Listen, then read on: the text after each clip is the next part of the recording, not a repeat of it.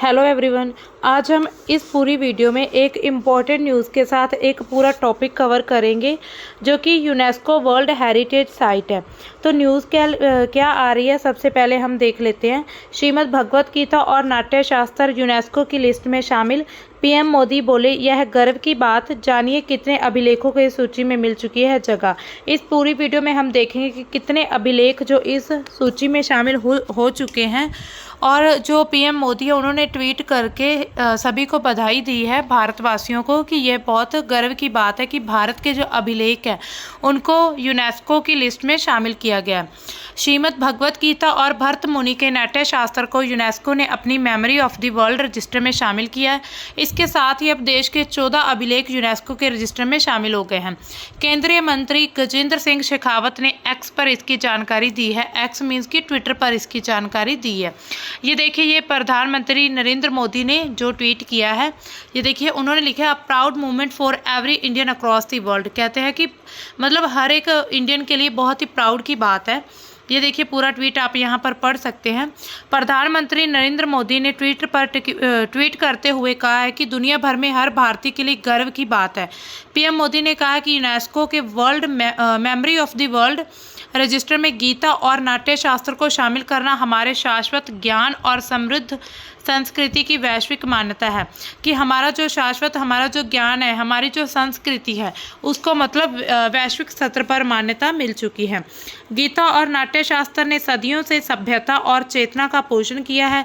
उनकी अंतर्दृष्टि दुनिया को प्रेरित करती रही है। उन्होंने ये भी कहा है कि गीता और जो नाट्य शास्त्र है उनसे बहुत सारे लोग प्रेरित हुए हैं। केंद्रीय मंत्री गजेंद्र सिंह शेखावत, उन्होंने भी यहाँ पर ट्वीट किया, ये आप ये पढ़ सकते हैं। देखिए यहाँ पर ट्वीट उन्होंने किया कि historic movement for Bharat civilisational heritage, मतलब भारतवासियों के लिए एक बहुत ही ऐतिहासिक पल है ये, जब यूनेस्को में गीता और नाट्य शास्त्र को शामिल किया गया है। ये कालातीत रचनाएं हैं, साहित्य खजाने से कहीं अधिक है। मतलब ये जो भारत मतलब इतिहास की जो ये रचनाएं हैं, साहित्य रचनाएं, ये साहित्य जो खजाना है उससे भी बहुत ज़्यादा इम्पोर्टेंट है। ये दार्शनिक आधार हैं जिन्होंने हमारे सोचने, समझने, महसूस करने, जीने और अभिव्यक्ति करने के तरीके को बेहतर बनाया। उन्होंने कहा कि ये जो रचनाएं हैं गीता और नाट्य शास्त्र, इन्होंने हमारे सोचने की, समझने की, महसूस करने की और जीने की जो तरीके हैं उनको और ज़्यादा बेहतर बनाया है। जब लोग इनको रीड करते हैं तो इनसे बहुत सारी अच्छी मतलब बहुत सारी शिक्षाएं मिलती हैं जिनको लोग अपनी लाइफ में अपनाते हैं।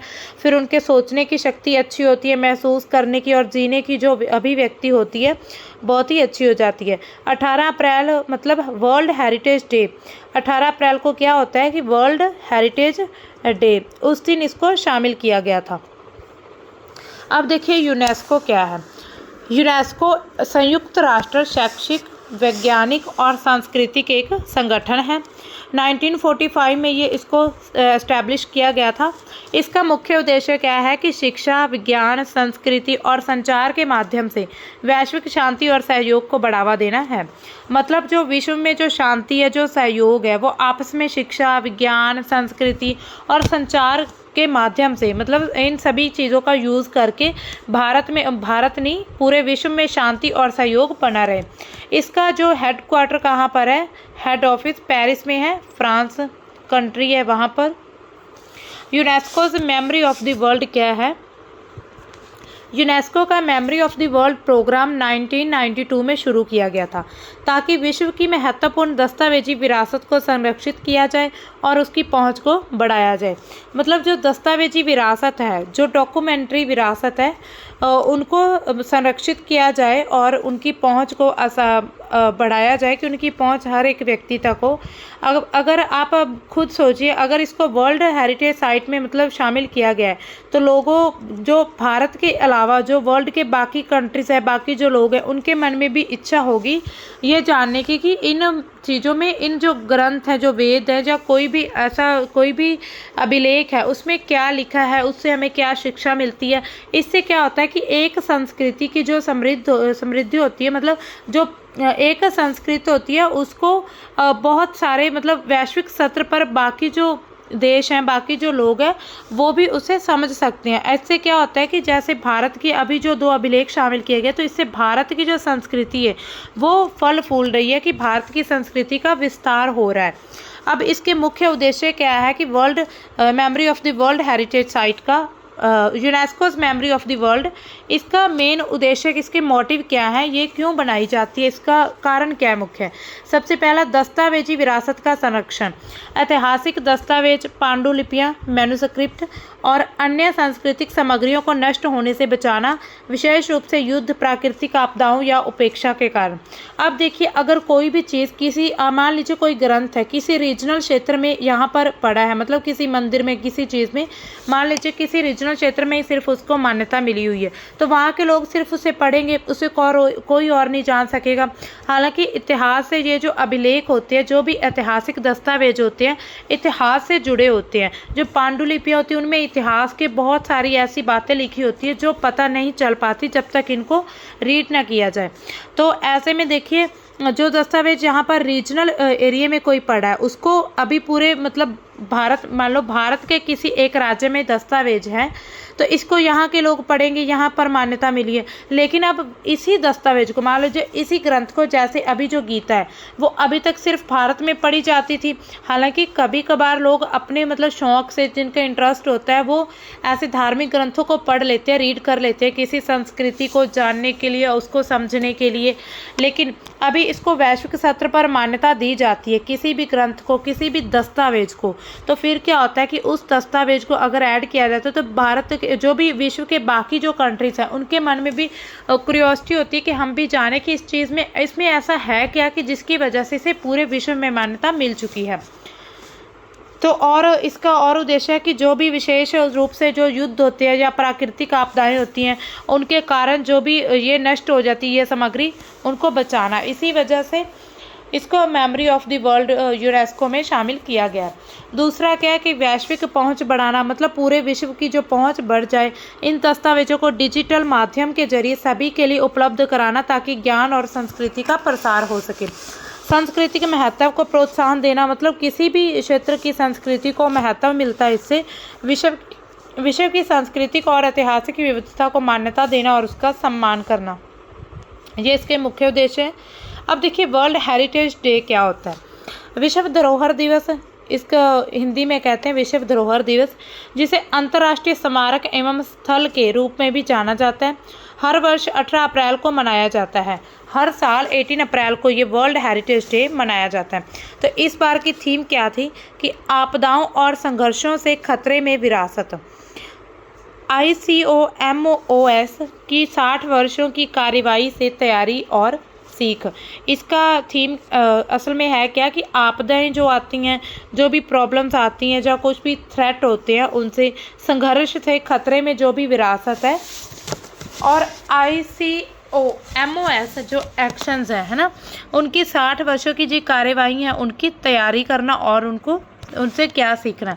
अब देखिए, ये वर्ल्ड हेरिटेज डे क्यों, मतलब कब से मनाया जाने लगा है। 1982 में अंतर्राष्ट्रीय स्मारक एवं स्थल परिषद ने प्रस्ताव दिया कि 18 अप्रैल को विश्व धरोहर दिवस के रूप में मनाया जाना चाहिए। बाद में 1983 में संयुक्त राष्ट्र शैक्षिक, वैज्ञानिक और सांस्कृतिक संगठन के 22वां आम सम्मेलन में इस तिथि को मंजूरी दी गई है। तो 1983 में एक संयुक्त राष्ट्र का जो सम्मेलन हुआ था, उसमें इसको मंजूरी मिली है कि इसको वर्ल्ड हेरिटेज डे के रूप में 18 अप्रैल को मनाया जाए। अब देखिए, विश्व धरोहर स्थल क्या है। विश्व धरोहर स्थल पृथ्वी पर उन स्थानों को नामित किया जाता है कि जो मानवता के लिए उत्कृष्ट सार्वभौमिक मूल्य रखते हैं और इसलिए उन्हें भविष्य की पीढ़ियों के सराहने और आनंद लेने के लिए संरक्षित करने हेतु विश्व धरोहर की सूची में शामिल किया गया है। ये सांस्कृतिक होते हैं, प्राकृतिक या दोनों का मिश्रण भी हो सकते हैं। सांस्कृतिक जैसे संस्कृति से रिलेटेड, प्राकृतिक जो प्रकृति से रिलेटेड, और दोनों का अगर मिश्रण होगा तो मिश्रित भी हो सकते हैं। इन्हें यूनेस्को के नेतृत्व में एक अंतर्राष्ट्रीय समझौते के तहत संरक्षित किया गया। विश्व धरोहर सम्मेलन 1972 को यूनेस्को के सदस्य देशों द्वारा अपनाया गया था। यह अभी समय संभावित स्थलों की पहचान करने तथा उन्हें संरक्षित और सुरक्षित रखने में राज्य पक्षों की भूमिका के कर्तव्यों को निर्धारित करता है। भारत 1977 में इस कन्वेंशन का हिस्सा बना था। तो विश्व धरोहर स्थल का जो कन्वेंशन हुआ था उसका हिस्सा पहली बार भारत कब बना था? 1977 में। अब देखिए विश्व धरोहर स्थलों का चयन कैसे किया जाता है, मतलब कैसे सिलेक्ट किया जाता है कि ये विश्व धरोहर स्थल है, वर्ल्ड हेरिटेज साइट है। किसी स्थान को पहले अनंतिम सूची में रखा जाना चाहिए, मतलब टेंटेटिव जो लिस्ट होती है उसमें रखा जाना चाहिए। इसके बाद इसे ICOMOS और IUCN जैसे संगठनों द्वारा इसका मूल्यांकन किया जाता है, मतलब इसको अच्छे से वेरीफाई किया जाता है। प्रत्येक वर्ष विश्व धरोहर समिति यह निर्णय लेने के लिए बैठक करती है कि किन नामित स्थलों को आधिकारिक विश्व धरोहर की सूची में शामिल किया जाएगा। तो हर एक साल एक कमेटी होती है, वो उनकी बैठक होती है, उसमें ये फैसला किया जाता है कि कौन से जो नॉमिनेटेड जो जगह है उनको विश्व धरोहर सूची में शामिल किया जाएगा। इस प्रक्रिया का मुख्य उद्देश्य क्या होता है कि मानवता की जो सांस्कृतिक और प्राकृतिक विरासत की सुरक्षा करना। अब देखिए अगर कोई भी मान लीजिए कोई संस्कृति से रिलेटेड कोई भी हमने बुक है तो उसको जब तक सभी लोग नहीं पढ़ पाएंगे तो बाकी लोगों को कैसे उस संस्कृति का पता चलेगा। तो इसी वजह से जो संस्कृति और विरासत है उसकी सुरक्षा करना, अदरवाइज़ वो नष्ट हो जाएगी। उसको कुछ लोग पढ़ेंगे तो फिर वो कुछ लोगों को बता पाएंगे, लेकिन अगर उसको वैश्विक स्तर पर मान्यता मिल जाएगी तो सभी एक समय पर अलग अलग समय पर मतलब एक ही समय पर बहुत सारे लोग उसे रीड कर सकते हैं। और इससे क्या हो गया कि संस्कृति और प्राकृतिक जो विरासत होती है उसकी सुरक्षा होती है। अब देखिए ICOMOS का पूरा नाम क्या है? International council on monuments and sites है। यह एक पेशेवर संघ है, ये भी एक संघ है जो दुनिया भर में सांस्कृतिक विरासत के संरक्षण और सुरक्षा को बढ़ावा देता है। ICOMOS एक गैर सरकारी संगठन है जो विश्व विरासत सम्मेलन में कार्यान्वयन में यूनेस्को का समर्थन करता है। IUCN का मतलब क्या है कि international union for conservation of nature. ये एक वैश्विक पर्यावरण संगठन है। यहाँ पर ये मॉन्यूमेंट्स साइट्स का जो एक संघ है, यहाँ पर क्या है? पर्यावरण संगठन है जो सतत विकास को आगे बढ़ाने और प्रकृति के संरक्षण के लिए काम करता है, मतलब प्रकृति का जो संरक्षण है उसके लिए काम करता है। और यहाँ पर जो ICOMOS है वो मॉन्यूमेंट्स होते हैं, जो वैसी साइट्स जो मिलती हैं उनका संरक्षण करता है। IUCN दुनिया का सबसे बड़ा और सबसे विविध पर्यावरण नेटवर्क है जो प्रकृति की रक्षा के साझा लक्ष्य के साथ सरकारों और नागरिक समाज संगठनों को एक साथ लाता है। तो जो IUCN है, international union for conservation of nature, वो उसका क्या काम है कि जो ये प्रकृति की रक्षा तो करता ही करता है। इसमें अलग से लिस्टें बनी होती है, जैसे रेड लिस्ट या एंडेंजर्ड लिस्ट, वो हम किसी और वीडियो में प्रॉपर अच्छे से करेंगे पूरा ये टॉपिक।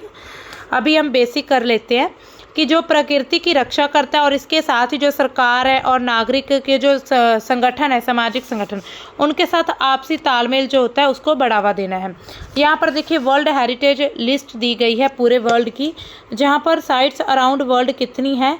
1223 है, 952 कल्चरल साइट्स हैं, 231 नेचुरल है, और मिक्स्ड साइट्स कितनी हैं? 40 हैं, जिनमें कल्चर और नेचुरल दोनों आती हैं। अब देखिए वर्ल्ड इंडिया ये दिया हुआ है, ये 24 का डेटा दिया हुआ है। यहाँ पर देखिए न्यूएस्ट एडिशन किया गया था 24 को। इसमें टोटल वर्ल्ड हेरिटेज साइट्स 24 तक कितनी थी? 43। अभी यूनेस्कोस टेंटेटिव लिस्ट में कितनी है? 62, मतलब 62 ऐसी हैं जो अभी लिस्ट में दी गई हैं, जिनको मतलब कि नामांकित किया गया है वो यूनेस्को की वर्ल्ड हेरिटेज साइट के रूप में। भारत के राष्ट्रीय महत्व के जो स्मारक है उसको आधिकारिक तौर पर भारतीय पुरातत्व सर्वेक्षण द्वारा संरक्षित किया जाता है। जो आर्कियोलॉजिस्ट डिपार्टमेंट है उसके द्वारा जो प्राचीन स्मारक और पुरातात्विक स्थल और अवशेष अधिनियम 2010 के अनुसार काम करता है। देश में 3697 प्राचीन स्मारक और पुरातात्विक स्थल और अवशेष राष्ट्रीय महत्व के घोषित किए गए हैं। ये पूरे भारत में बताया गया कि 3697 जो प्राचीन स्मारक हैं उनको घोषित किया गया है। भारत की जो सांस्कृतिक विरासत है उसको बढ़ावा देने के लिए सरकार क्या कुछ कर रही है, सरकार के क्या कदम उठाए जा रहे हैं। तो सबसे पहले सरकार ने क्या किया कि पुरावशेषों की पुनर्प्राप्ति की है। भारतीय पुरातत्व सर्वेक्षण संस्कृति संपत्ति के लिए संरक्षण के लिए प्रतिबद्ध है। सरकार ने वर्ष 1976 से 2024 तक विदेशों से 655 पुरावशेष वापस मंगवाए हैं, जो किसी और देशों में जो पुरावशेष चले गए थे किसी कारण से। मान लीजिए जब ब्रिटिश भारत में आए थे तो तब कुछ ऐसे कारण रहे थे कि ब्रिटिश यहाँ के जो ऐतिहासिक जो भी उन्हें पुरावशेष मिलते थे वो अपनी या तो उसकी मतलब स्टडी करने के लिए साथ ले गए थे या फिर जानबूझकर लेकर गए थे किसी मेमोरी के रूप में, तो उनको फिर वापस मंगवा लिया गया है भारत में। तो ये एक पहला बड़ा कदम है कि पुरावशेषों की उन्होंने पुनः प्राप्ति कर ली है सरकार ने। विरासत अपनाओ योजना बनाई है ये कार्यक्रम 2017 में शुरू हुआ था और 2023 में से विरासत अपनाओ 2.0 के रूप में नया रूप दिया गया। मतलब अभी इसका जो पहला वर्जन था वो 2017 में और 23 में इसका दूसरा वर्जन आ चुका है, मतलब कुछ अपडेट किए गए इसमें।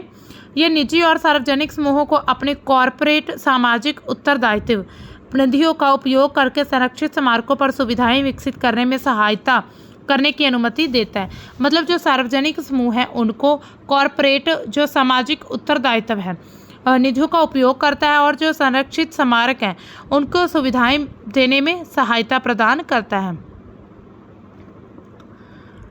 अब देखिए तीसरा काम क्या किया कि विश्व धरोहर समिति का 46वां सत्र हुआ था 2024 में, लेकिन अब क्या हुआ 47वां हो चुका होगा 2024 में।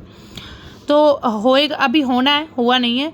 भारतीय पुरातत्व सर्वेक्षण 2024 में विश्व धरोहर समिति के 46 सत्र की मेज़बानी की थी। अवश्य देखें पोर्टल बनाया गया है, उन्होंने एक बनाया है सरकार ने पोर्टल, अवश्य देखें। भारतीय पुरातत्व सर्वेक्षण ने भारत के अवश्य देखें स्मारकों और पुरातत्व स्थलों को प्रदर्शित करने के लिए एक पोर्टल बनाया है। भारत में सांस्कृतिक विरासत का डिजिटलीकरण किया गया। 2007 में स्थापित राष्ट्रीय स्मारक और पुरावशेष मिशन भारत की विरासत और पुरावशेष को डिजिटलीकरण और दस्तावेजीकरण करने का काम करता है। एक तो पोर्टल बना दिया गया जिसमें किसी भी भारतीय पुरातत्व सर्वेक्षण से रिलेटेड कोई भी जानकारी ली जा सकती है। दूसरा है कि भारत में सांस्कृतिक विरासत का जो डिजिटलीकरण ऑनलाइन किया जा रहा है। 2007 में स्थापित किया गया था राष्ट्रीय स्मारक और पुरावशेष मिशन, वो भारत की जो विरासत है और पुरावशेषों का डिजिटलीकरण किया गया और दस्तावेजी करने का काम करता है। अब देखिए विश्व धरोहर दिवस हमें याद दिलाता है कि हमें अपनी विरासत की रक्षा करनी और ये हमारी एक साझा जिम्मेदारी है। प्राचीन स्मारकों से लेकर कालातीत साहित्य तक भारत मजबूत राष्ट्रीय प्रयासों और वैश्विक सहयोग के माध्यम से अपनी सांस्कृतिक प्राकृतिक विरासत को संरक्षित करता है। ये प्रयास सुनिश्चित करते हैं कि हमारी समृद्ध विरासत आने वाली पीढ़ियों को प्रेरित, शिक्षित और एकजुट करेगी। अगर हमारी जो संस्कृति है, जो हमारी विरासत है, उसको अगर आने वाली पीढ़ियों को नहीं पढ़ाया जाएगा तो फिर उन्हें कैसे पता चलेगा कि इससे हमें क्या शिक्षा मिलती है। तो ये इसका महत्व ये होता है कि जब किसी को विश्व धरोहर मतलब विश्व धरोहर दिवस वाले दिन क्या किया जाता है कि जो भी वर्ल्ड से रिलेटेड वर्ल्ड हेरिटेज साइट्स हैं उनके बारे में जानकारी दी जाती है, जो भी हमारी संस्कृति है उसके बारे में और जो विरासत है उसको आने वाली पीढ़ियों को प्रेरित किया जाता है, शिक्षा दी जाती है और एकजुट करने में मदद करती है। अब देखिए भारत के प्रमुख यूनेस्को विश्व धरोहर स्थल कौन से हैं? UNESCO world heritage sites Bharat की कौन कौन सी हैं, ये सिर्फ इम्पोर्टेंट करेंगे हम। वैसे तो भारत में 42 है, 34 सांस्कृतिक, 7 प्राकृतिक और 1 मिश्रित है, जिसमें कुछ महत्वपूर्ण है। सबसे पहले सांस्कृतिक कौन सी है? जो किसी संस्कृति से रिलेटेड है। ताजमहल जो आगरा में बना हुआ है, मुगल सम्राट शाहजहां द्वारा बनवाया गया था, ये एक प्रेम का प्रतीक है। तो मुगल सम्राट जो शाहजहां थे उन्होंने अपनी जो मुमताज़ महल है उनके लिए ताजमहल बनवाया था, उनके प्यार की निशानी के कारण। और 1983 में इसको वर्ल्ड हेरिटेज साइट के रूप में इसे मान्यता मिली है। अब देखिए दूसरा अजंता और एलोरा की गुफाएं हैं जो महाराष्ट्र में ये अभी हैं और 1983 में इसको भी संरक्षित किया गया था। इसमें प्राचीन बौद्ध, हिंदू और जैन कला का जो नमूना है वो पेश किया गया। खजुराहो मंदिर जो मध्य प्रदेश में 1986 में इसको मान्यता मिली थी वर्ल्ड हेरिटेज साइट में। चंदेल वंश के जो मंदिर हैं उनकी मंदिरों की कामुक मूर्ति कला यहाँ पर है, खजुराहो मंदिर में दिखाई गई। हम्पी कर्नाटक में है, विजयनगर साम्राज्य के अवशेष मिलते हैं हम्पी में। 1986 में इसको संरक्षित किया गया था। कुतुब मीनार दिल्ली में भारत में इस्लामी वास्तुकला का प्रतीक है, इसको 1993 में किया गया था। जयपुर राजस्थान जो है, जयपुर शहर राजस्थान, इसको पिंक सिटी के नाम से जाना जाता है और इसको 2019 में इसको शामिल किया गया था। अब देखिए प्राकृतिक स्थल कौन से हैं। काजीरंगा राष्ट्रीय उद्यान जो है, काजीरंगा नेशनल पार्क है जो असम में है, 1985 में इसको मान्यता मिली थी। एक सींग वाले गैंडे का निवास है यहाँ पर, इसकी वजह से बहुत फेमस है। सुंदरबन राष्ट्रीय उद्यान पश्चिम बंगाल में 1987 में इसको मान्यता मिली थी। और विश्व का सबसे बड़ा मैंग्रोव का जंगल है और रॉयल बंगाल टाइगर का ये घर है। सुंदरबन में सबसे बड़े जो मैंग्रोव जंगल हैं और रॉयल बंगाल जो टाइगर है उसका घर, मतलब वो कहाँ पर रहते हैं, सुंदरबन राष्ट्रीय उद्यान में। पश्चिम घाट 2012 में जैव विविधता का हॉटस्पॉट है, यहाँ पर बहुत ज़्यादा जैव विभिन्नता पाई जाती है। मिश्रित स्थल कौन सा है, खांग चेनजोंगा राष्ट्रीय उद्यान सिक्किम में 2016 में इसको मान्यता मिली थी। और प्राकृतिक और सांस्कृतिक महत्व जिसमें पवित्र बौद्ध स्थल जो है वो शामिल है। यहाँ पर आप देख सकते हैं पूरे मैप में यहाँ पर पूरी जो साइट्स हैं वर्ल्ड हेरिटेज साइट्स हैं यहाँ पर शो की गई हैं। आप जूम करके इसको पढ़ भी सकते हैं। देखिए यहाँ पर जयपुर सिटी है राजस्थान में, जो आगरा ताजमहल में, ताजमहल जो आगरा फोर्ट में है। अब देखिए पूरे इंडिया में क्या स्थिति है। इंडिया में 43 जो साइट्स हैं वो हैं और 4 क्या है mandates to the world Heritage Committee के पास की गई हैं। 154 साइट्स ऑफ कंजर्वेशन रिपोर्ट के अकॉर्डिंग 154 स्टेट्स हैं। 35 इंटरनेशनल असिस्टेंस रिक्वेस्ट अप्रूव की जा चुकी है 35। और 861,732 international assistance total amount approved हो चुकी है US डॉलर में। अब देखिए श्रीमद् भगवत गीता क्या है, जिसको अभी हाल ही में इसको ऐड किया गया है विश्व धरोहर स्थल memory, UNESCO memory of the world में शामिल किया गया श्रीमद् भगवत गीता को। महाभारत युद्ध आरंभ शुरू होने से ठीक पहले भगवान कृष्ण के अर्जुन को लेकर जो उपदेश दिया था वह श्रीमद् भगवत गीता के नाम से प्रसिद्ध है। यह महाभारत के भीष्म पर्व का एक अड़ग है। गीता में 18 अध्याय और 700 श्लोक है। ये जो गीता जिसको अभी शामिल किया गया है, गीता की गणना प्रस्थान त्रय में की जाती है, जिसमें उपनिषद और ब्रह्म सूत्र भी सम्मिलित है। भारतीय परंपरा के अनुसार गीता का स्थान वही है जो उपनिषद और धर्म सूत्रों का है। उपनिषदों को गाय और गीता को उसका दुग्ध कहा गया है। उपनिषद जो है उनको गाय कहा जा रहा है, उदाहरण के मतलब उनको कंपेयर किया जा रहा है, और जो गीता उसको दुग्ध कहा गया है। भगवत गीता की रचना महर्षि वेदव्यास ने की थी। महर्षि वेदव्यास ने। ये महाभारत का एक भाग है और इसमें कृष्ण और अर्जुन के बीच कुरुक्षेत्र के युद्ध के बारे में जो भी संवाद हुआ उसके बारे में बताया गया। ये देखिए यहाँ पर आप चित्र देख सकते हैं श्रीमद् भगवत गीता का। अब नाट्य शास्त्र क्या है। नाट्य शास्त्र की रचना भरत मुनि ने की थी। भरत मुनि जो है, भरत मुनि एक प्राचीन भारतीय नाट्य शास्त्र और संगीतक थे, म्यूजिशियन। उन्होंने नाटक, नृत्य और संगीत के बारे में एक विस्तृत ग्रंथ लिखा था जिसे नाट्य शास्त्र का नाम दिया गया है। भारत में 1946 में यूनेस्को का सदस्य है। भारत जो है यूनेस्को का सदस्य कब से है, 1946 में है, तब से है। भारत के 40+ विश्व धरोहर स्थल यूनेस्को की लिस्ट में शामिल किए गए और यूनेस्को के सहयोग से भारत में शिक्षा और साक्षरता कार्यक्रम चलाए जाते हैं यूनेस्को की मदद से। अब देखिए 2024 में रामचरितमानस को भी शामिल किया गया था। 2024 में 3 भारतीय साहित्य कृतियों रामचरितमानस, पंचतंत्र और सहृदय लोकलोकन को memory of the world committee for Asia and the Pacific region में इसको शामिल किया गया। अब ये ध्यान रखिएगा, ये जो रामचरितमानस है और पंचतंत्र है, सदस्य लोकलोकन है, इनको memory of the world committee for Asia and the Pacific region में शामिल किया गया है। इसको वर्ल्ड हेरिटेज साइट में, world heritage memory of the world heritage में नहीं किया गया था। इसको जो पूरे एक एशिया के रीजन के लिए बनाया गया है, जो एक मेमोरी ऑफ द वर्ल्ड है, उसमें ऐड किया गया। यह पहली बार है कि एक ही बार में भारत की जो 3 कृतियां हैं उनको शामिल किया गया। यहाँ देखिए 3 कृतियां हैं। रामचरितमानस गोस्वामी तुलसीदास ने लिखी थी 16वीं शताब्दी में। ये एक अवधी भाषा में लिखी गई और इसे भारतीय साहित्य हिंदू धर्म की सर्वोत्तम कृतियों में से एक माना जाता है। जितना भी भारत में साहित्य की रचना की गई और हिंदू धर्म की जो भी रचनाएं हैं उनमें से एक रामचरितमानस को माना जाता है। पंडित विष्णु शर्मा की जो रचना है पंचतंत्र, उसमें कहानियां हैं, उनका संकलन है, कहानियों का संकलन। अब देखिए MOWCAP क्या है, memory of the world committee for Asia and the Pacific. ये क्या है, इसको देखते हैं। यह है यूनेस्को के वैश्विक मेमोरी ऑफ द वर्ल्ड कार्यक्रम का एक क्षेत्रीय मंच है, मतलब रीजनल क्षेत्र है। जैसे कि हम देखते हैं एग्जाम्पल के तौर पर, जैसे भारत है, भारत में कुछ स्टेट्स हैं, स्टेट में आगे जो भी है वो डिस्ट्रिक्ट बने हुए हैं। वैसे ही रीजनल, ये एक रीजनल मंच है, मतलब रीजनल जो क्षेत्रीय मंच है ये है, लेकिन ये है किसका पार्ट, यूनेस्को का ही ये एक पार्ट है। Memory of the world committee for Asia and the Pacific, इसकी स्थापना होती है 1998 में, बीजिंग चाइना में होती है, और ये एशिया प्रशांत क्षेत्र के 43 देशों को कवर करता है। मतलब जो रीजनल एरियाज़ में बने हुए हैं, और जो अभी हम एशिया के बारे में बात कर रहे हैं तो एशिया में 43 देश शामिल है।